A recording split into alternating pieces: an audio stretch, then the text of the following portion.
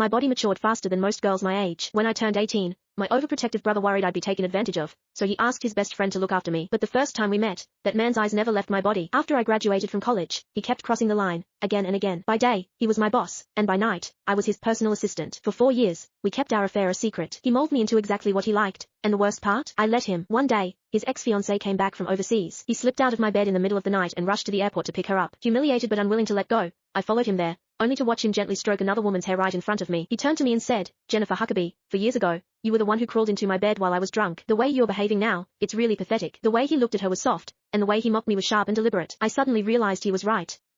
This was meaningless, so I lowered my head, texted my brother to tell him I'd accept the Sinclair family marriage proposal, then looked up at that man and smiled. All right then, goodbye. Chapter 1. Marvin Huckabee, my brother, called not long after. I could hear the relief in his voice through the call, surely because he thought I had finally let go of the man I had loved for years. What he did not know was that the man I was madly in love with was his best friend, Devin Woodford. After hanging up, I picked up the resignation letter I already prepared and headed for HR. However, the process stalled at the final step. "Ms. Huckabee, if you want to resign within a week, you'll need the CEO's signature for approval." Devin again. Even at the very end, I still could not avoid him. I tightened my grip on my phone, walked to the end of the empty hallway, and dialed that all too familiar number. The ringing went on for a long time. Just as I thought no one would pick up, the line clicked. A strange female voice came through.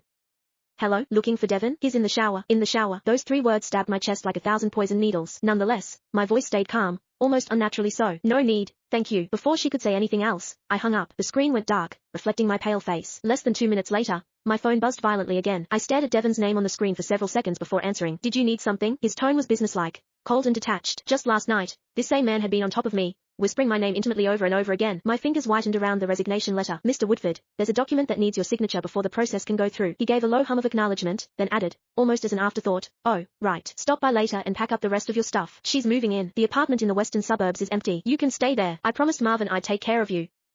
For years ago, he pulled me into his bed while drunk, tossing me the charity of being his bedmate. For years later, under the excuse of loyalty to his best friend, he was offering me a place to live. His carefully considerate gestures were so absurd, they almost made me laugh. "That won't be necessary, Mr. Woodford," I said, forcing a smile. "I'm an adult. I can take care of myself." Once he signed the resignation form and I finished my last handover, the ridiculous 4 years between us would finally come to an end.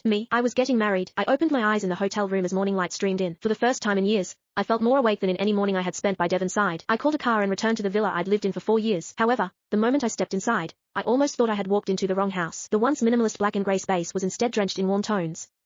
The entryway wall, where I had begged him for a month to let me hang even a single plush toy, had been transformed into a display filled with stuffed animals. "Melissa likes it this way," Devin's voice sounded from behind me. When I turned, he looked slightly troubled. "She came by yesterday, saw your things and got upset." It was not until he led me to the storage room that I understood what he meant. Chapter 2. In the corner, all my luggage was piled up like garbage. It was a chaotic mess of things that once held meaning. The diamond necklace Devin had given me was crushed beyond recognition, and the